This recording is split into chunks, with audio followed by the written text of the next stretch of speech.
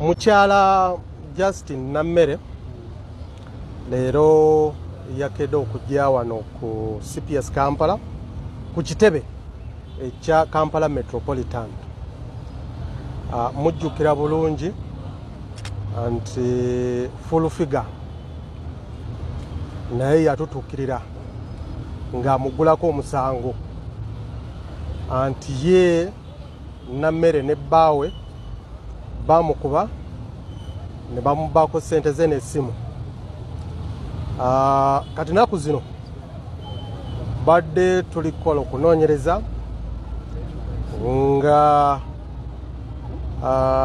twetaaga okuwuliriza side zombi eya full figure ne side za mukyala Nammere. Kati leero mukyala Nammere yazze naye okutunyonyolako kikyamanyi.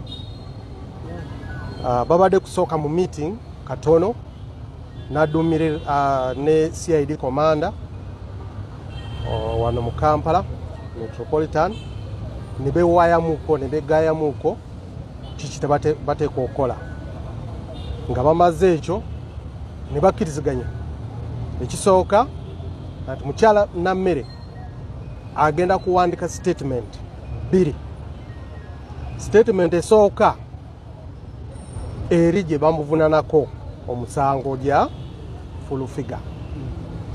Ng'amaze okuwandika statement eyo ye ajja kugulawo omusango ku full figure naye. Kati naye agenda kuwandika statement nga complainant ku full figure. Statement esooka yeeganye bintu byonna full figure byeyayogera. Agamba nti teyakubako full figure, teyasindikako abantu kumukuba, n'eddoboozi abantu gye bawulira anti lwaki onvuma eyo eddoboozi nkadde si ye.